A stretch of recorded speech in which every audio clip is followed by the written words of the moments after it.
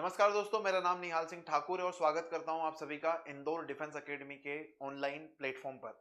आप सभी जानते हैं, अमेरिका के द्वारा एक देश है वेनेजुएला, उसके ऊपर कई दिनों से हमले किए जा रहे थे और फाइनली उन्होंने एक ऑपरेशन किया और उस ऑपरेशन के तहत वेनेजुएला के जो प्रेसिडेंट थे, जो इधर आप फोटो में देख पा रहे होंगे, निकोलस मदुरो, इनको कैप्चर करके ये अपने देश में ले गए। और ये अपने आप में हिस्टोरिक है कि पहली बार किसी दूसरे देश के राष्ट्र, वहां का जो राष्ट्र प्रमुख है, उसके ऊपर जो मुकदमा है वो किसी दूसरे देश में चले गए। यानी कि न्यूयॉर्क की जो कोर्ट है वो इनके ऊपर मुकदमा चलाएगी। इन्होंने कुछ अपराध किए हैं अमेरिकन गवर्नमेंट के अकॉर्डिंग, उनके लिए उनके ऊपर वहां मुकदमा चला जाएगा। ये अपने आप में एक प्रेसिडेंट भी सेट करता है कि आने वाले समय में कोई भी देश किसी भी दूसरे देश के लीडर को ऐसे कैप्चर करके ले जा सकता है अगर वो उसकी पॉलिसी से एग्री नहीं करता है। और अपने आप में इसने एक पेंडोरा बैग्स को ओपन कर दिया है और पूरी दुनिया के अलग अलग जो ऐसे लीडर्स हैं जो अपने आप में कैपेबल हैं, वो हो सकता है इस तरीके के ऑपरेशन और ज्यादा नंबर्स में आपको करते हुए दिखें, है ना। जैसे चाइना कर सकता है ताइवान के अगेंस्ट, वगैरह वगैरह। तो हम इसके बारे में थोड़ा समझने की कोशिश करते हैं, ये पूरा मामला है क्या, इसका पर्पस क्या था अमेरिका ने, क्या वाकई में ड्रग्स की वजह से इसके ऊपर ये हमला करा है, फिर और कोई इसमें इनका हित छिपा हुआ है ना। तो following months of pressure on Venezuela and blaming the Venezuelan government and military for being involved in drug trafficking that are harming the American people, है ना। तो इनके हिसाब से अमेरिका के जो लोग हैं उनको वहां पर ड्रग्स पहुंचाकर वेनेजुएलन गवर्नमेंट उनको क्या कर रही है, नशा बेच रही है एक तरीके से। तो उसी का आरोप लगाकर डोनाल्ड ट्रंप ने ये हमला उनके ऊपर करा है, लेकिन इसके वेस्टेड इंटरेस्ट कुछ और ही है ना। They decided to attack the Venezuelan capital and forcibly apprehended the Venezuelan president Nicolas Maduro and files him to the US. There will now he face charges of drug trafficking and narco terrorism in New York court. तो ये पहली बार में अपने आप में historic है कि किसी दूसरे देश की कोर्ट में एक देश के जो सबसे प्रमुख लीडर है उनके ऊपर यहाँ पर ट्रायल चलाया जाएगा और उसका चार्जेस क्या है, drug trafficking and narco terrorism, है ना। उनके हिसाब से ये अमेरिका जनता को नशा बेच रहे थे, इस वजह से इनके ऊपर ये हमला किया गया है। ठीक है, ये जो ऑपरेशन है इसका नाम याद रखिएगा, किसी भी एग्जाम में पूछ सकते हैं। ऑपरेशन का नाम है एब्सोल्यूट रिजॉल्व। क्या नाम है? ऑपरेशन एब्सोल्यूट रिजॉल्व के तहत ये पूरा का पूरा काम किया गया है। और आप सभी जानते हो डोनाल्ड ट्रंप के अंडर यूएसए बहुत ज्यादा अग्रेसिव है और वो चाहता है कि हर तरीके से यूएसए का जो इन्फ्लुएंस है पूरी दुनिया में बने, वो चाहे हार्ड पावर के थ्रू हो या फिर सॉफ्ट पावर के थ्रू, है ना। तो आप देख सकते हैं वेनेजुएला की थोड़ी सी मैपिंग हम देख लेते हैं। इधर नॉर्थ अमेरिका है ऊपर, ये आपके लैटिन अमेरिका फिर सेंट्रल अमेरिका में इसको बोलते हैं। ये पनामा और पनामा के बगल में कोलंबिया और कोलंबिया के बगल में वेनेजुएला। वेनेजुएला की जो कैपिटल है काराकास, इसी के ऊपर हमला किया गया था और यहीं से उनके जो प्रेसिडेंट है उनको उठाकर ले जाया गया। अपने आप में यहाँ पर पूरा कैओस, बहुत ज्यादा कैओटिक सिचुएशन हो गई है। अब आपके लिए एग्जाम के पॉइंट ऑफ व्यू से इंपॉर्टेंट हो सकता है कि वेनेजुएला की बॉर्डर कौन कौन से देशों से लगती है। तो इधर गयाना है, इधर ब्राजील है, कोलंबिया है ना। तो ये मेन कंट्रीज है जिनके साथ इसकी बॉर्डर लगती है। कोलंबिया एक ऐसी कंट्री है जो इधर कैरिबियन सी और मतलब या फिर बोल सकते हो अटलांटिक ओशन और इधर पैसिफिक ओशन दोनों के साथ अपनी बॉर्डर शेयर करता है। डोनाल्ड ट्रंप के अकॉर्डिंग अगला नंबर कोलंबिया का है और उसके बाद फिर मैं मैक्सिको और साथ में क्यूबा के ऊपर भी चार्ज करूंगा, क्योंकि ये एक्सिस ऑफ एवल ये इनको बताते हैं। उसके बारे में हम आगे डिस्कस करेंगे, ठीक है। तो थोड़ा सा अमेरिकन जो गवर्नमेंट है उनका क्या पॉइंट ऑफ व्यू है, वो क्या कह रहे हैं, इन्होंने ये हमला क्यों करा, उसको हम समझते हैं। तो उनके हिसाब से जो यूएसए का इंटरवेंशन हुआ वेनेजुएला के पीछे ऊपर, उसके पीछे क्या क्या कारण है। तो सबसे पहला कारण है ड्रग ट्रैफिकिंग, है ना। तो 2020 में यूएस जो वहां के जो ऑफिशियल्स हैं उन्होंने निकोलस मदुरो और उसके अलावा और कई सारे हाई रैंकिंग ऑफिशियल्स के ऊपर नार्को टेररिज्म के चार्जेस लगाए थे और बोला था कि यूएसए के अंदर जो कोकेन इन्फ्यूज करने का काम ये लोग करते हैं और इनको इन्होंने बोला था कार्टेल डी लॉस सोल्स, है ना। तो एक कार्टेल का नाम बताया दिया जिसका काम है अमेरिकन जनता को ड्रग्स पहुंचाना, ठीक है। उसके अलावा अमेरिका की एक बैकयार्ड पॉलिसी होती है, उनके हिसाब से उनका मानना है कि हमारा जो पड़ोसी, हमारा जो इलाका है, अमेरिका अपने आप में एक सुपर पावर है और अगर हमारे बगल में आकर कोई दूसरा देश जैसे कि चाइना और रशिया अपना इंफ्लुएंस बढ़ाने की कोशिश करेगा तो ये हम कभी होने नहीं देंगे। वहां के एक फेमस एक तरीके से डिप्लोमेट थे, उनका नाम था मुनरो। तो मुनरो डॉक्ट्रिन के अकॉर्डिंग उनका मानना है कि ये जो साउथ अमेरिकन कॉन्टिनेंट है ये पूरा का पूरा अमेरिका का बैकयार्ड है, मतलब ये उनका एक तरीके से उनका इलाका है और पूरी तरीके से वहां पर उनका कंट्रोल होना चाहिए। अगर कोई भी देश उनकी बात मानने के बजाय किसी दूसरे देश के पाले में जाएगा जैसे कि रशिया, चाइना, ईरान और क्यूबा, तो हम उसको छोड़ेंगे नहीं। और उसी पॉलिसी का यहाँ पर उन्होंने इस्तेमाल करा है और दिखाया है जनता को कि अगर आप हमारे बैकयार्ड में आने की कोशिश करोगे तो हम इस तरीके की ऑपरेशन करके आपको एक तरीके से मिटा भी सकते हैं, है ना। और यहाँ पर दो तीन कंट्री है जैसे कि वेनेजुएला, इसके अलावा क्यूबा और निकारागुआ, इनको इनको बोला था इन्होंने एक्सिस ऑफ सोशलिज्म। आप जानते हो अमेरिका एक कैपिटलिस्ट कंट्री है, लेकिन क्यूबा के अंदर सोशलिज्म फॉलो किया जाता है। इसी तरीके से जो निकोलस मदुरो थे वेनेजुएला के प्रेसिडेंट, ये भी सोशलिस्ट पॉलिसीज को फॉलो करते थे और इनके कुछ एक्शंस हैं जिसकी वजह से अमेरिका ने ये पूरा का पूरा ऑपरेशन किया है। ठीक है, इसके अलावा सबसे इंपॉर्टेंट पॉइंट है स्ट्रेटेजिक एनर्जी एसेट्स। तो यूएस की कई सारी कंपनी पहले जब सोशलिज्म वहां पर बहुत ज्यादा फॉलो नहीं किया जाता था, वहां की गवर्नमेंट के द्वारा सोशलिस्ट पॉलिसीज फॉलो नहीं की जाती थी, वो भी अमेरिका का इन्फ्लुएंस था वेनेजुएला, तो उस टाइम पर इन्होंने कई सारी यूएस की जो रिफाइनरीज थी उनके असेट्स वहां पर पड़े हुए हैं। लेकिन इनने क्या करा, वेनेजुएला गवर्नमेंट ने, इनके पहले के जो प्रेसिडेंट थे उन्होंने और इन्होंने निकोलस मदुरो ने उस पूरी की पूरी जो यूएस के असेट्स थे उनको नेशनलाइज कर दिया और वहां की जनता को सौंप दिया, यानी कि उसको सरकार की संपत्ति बना दिया। तो इससे अमेरिका बहुत ज्यादा चिढ़ा हुआ था और वो चाहता था कि उनके असेट्स उनको वापस मिले। इसके अलावा कोलंबिया के पास बहुत बड़े ऑयल रिजर्व्स है, दुनिया का सबसे ज्यादा जो ऑयल रिजर्व्स है वो कोलंबिया के पास है, सॉरी वेनेजुएला के पास है, और यही सबसे मेन रीजन है कि इसके ऊपर इन्होंने हमला किया है। उसके बाद अगला है क्रिटिकल मिनरल्स। तो कई सारे इंपॉर्टेंट मिनरल्स जैसे कि gold, bauxite, rare earth elements, इन सबके रिजर्व्स भी आपको वेनेजुएला के अंदर दिख जाते हैं, तो अमेरिका का इंटरेस्ट उसमें भी है।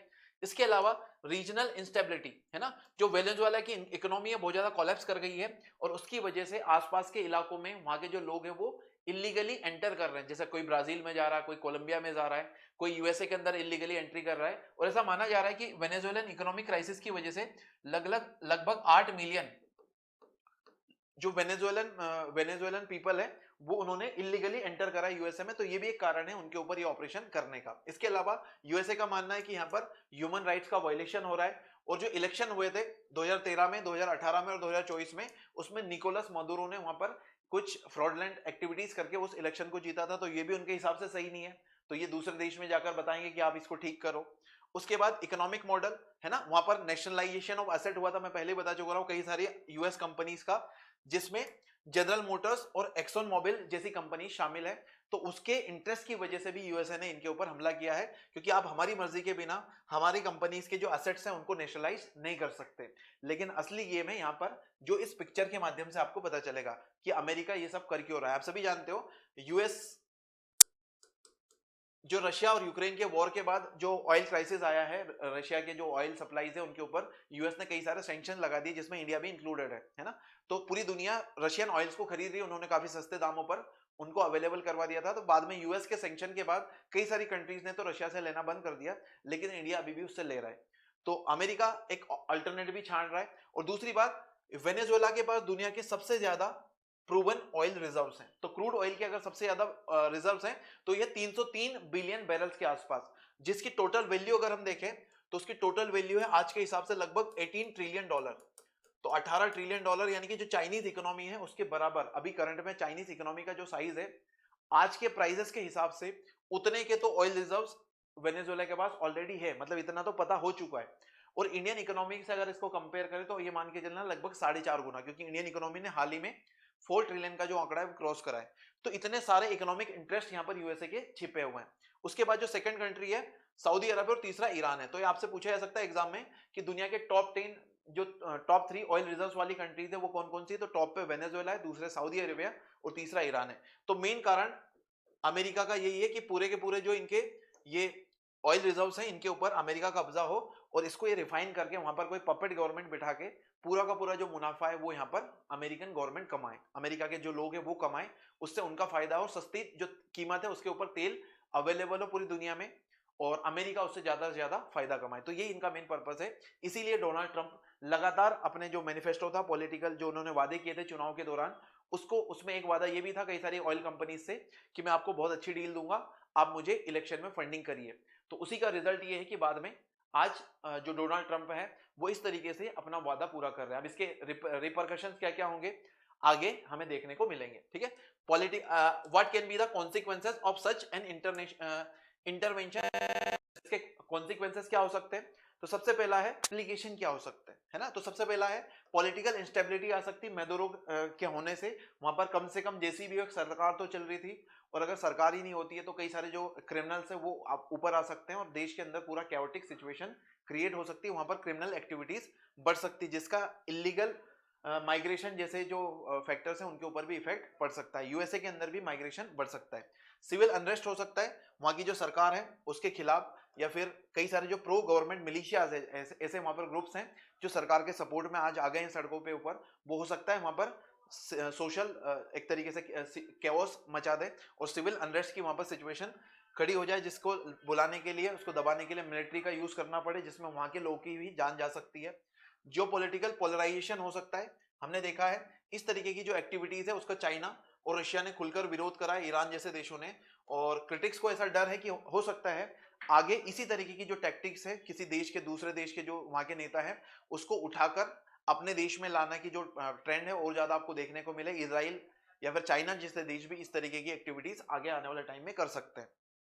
इसका लॉन्ग टर्म जो ऑयल आउटलुक है उसके ऊपर भी इफेक्ट पड़ेगा, क्योंकि यूएसए अगर यहाँ पर सक्सेसफुल हो जाता है तो यूएसए का एक बहुत बड़े ऑयल रिजर्व्स के ऊपर कंट्रोल हो जाएगा, सप्लाईज है उस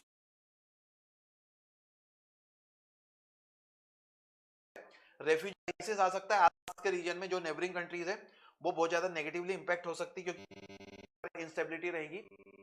जो यहाँ की पॉपुलेशन है जो माइग्रेट करके पड़ोसी देशों में जाएंगी, उससे वहां की जो सिचुएशन है वो भी खराब हो सकती है ना।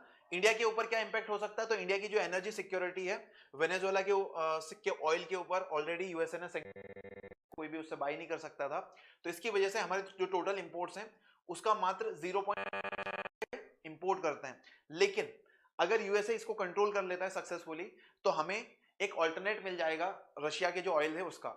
तो हो सकता है यूएस का जो एक बहुत बड़ा इश्यू था कि आप रशिया से ऑयल इंपोर्ट मत करो, सकता है यूएसए हमको यहाँ से सस्ता ऑयल अवेलेबल करवा दे। और वेनेजुएला के अंदर हमारे पहले से कई सारे इंफ्रास्ट्रक्चर मौजूद है, बड़ी बड़ी जो हमारे देश की प्राइवेट कंपनीज है उनकी रिफाइनरीज वहां पर ऑलरेडी काम कर रही है, उनकी मशीनें हैं, तो उससे हम उसका यूज कर सकते हैं। ठीक है, तो ये इंडिया को हेल्प भी कर सकता है। तो ये मैंने आपको बता दिया कि अनलाइकली इंडिया के ऊपर इससे कोई भी इंपैक्ट नहीं आएगा, है ना, ये अनलाइकली है, लेकिन बहुत लिमिटेड इंपैक्ट हो सकता है। लेकिन यूएस अगर इसको कंट्रोल कर ले पूरी तरीके से, तो उसके फायदे जरूर इंडिया को मिल सकते हैं। वे फॉरवर्ड क्या हो सकता है, तो धीरे धीरे हमें वापस सिचुएशन को नॉर्मलाइज करने की तरफ कोशिश करनी चाहिए, है ना, ताकि आसपास के जो इलाके हैं वहां पर ज्यादा इंस्टेबिलिटी ना फैले। ठीक है, तो ये सारा का सारा मुद्दा था, है ना। वे फॉरवर्ड में यूएस की ओवरसाइट का यहाँ पर ध्यान रखना पड़ेगा। डेट रिस्ट्रक्चरिंग का एक मुद्दा रहेगा, क्योंकि वेनेजुएला ने चाइना और रशिया जैसे देशों से कई सारा डेट लेके रखा है। काउंटर इंसर्जेंसी को यहाँ पर टैकल करना पड़ेगा। इंगेज मल्टीलेटरली, यानी कि अलग अलग लेवल पर जाकर यूएस को एंगेज करना पड़ेगा। जो वर्ल्ड ग्रुप्स हैं, यूएन, ब्रिक्स, G20 जैसी जो ग्रुपिंग्स हैं, उनको समझाना पड़ेगा। ह्यूमैनिटेरियन सर्ज हो सकता है, क्राइसिस आ सकता है एक बहुत बड़ा, और कई सारे वहां पर अलग अलग इंपैक्ट इसके पड़ सकते हैं। तो इसके बारे में अगर ये पूरी फाइल आपको चाहिए तो हम टेलीग्राम ग्रुप पे शेयर कर देंगे। ये पूरा का पूरा मुद्दा था वेनेजुएला का, आपने समझा कि ये कहां पर हुआ है, कौन सा देश है, साउथ अमेरिकन कॉन्टिनेंट में किस किस के साथ इसकी बॉर्डर लगती है, इसकी कैपिटल कहां पर है, इसके प्रेसिडेंट कौन थे, कई सारी चीजें, ये ऑपरेशन का नाम क्या था, इसका इंपैक्ट क्या है, मेन पर्पस क्या था, सारी बातें हमने इसमें डिस्कस करी। आई होप ये वीडियो आपको अच्छा लगा होगा। अगर ऐसा है तो कमेंट में वीडियो को लाइक और इसको शेयर जरूर करिएगा, और कमेंट में इसकी तारीफ अगर आप करिएगा। थैंक यू सो मच, मिलेंगे आपसे नेक्स्ट टॉपिक में किसी नए डिस्कशन के साथ। अपना ध्यान रखिए, Jai Hind, see you in the next video.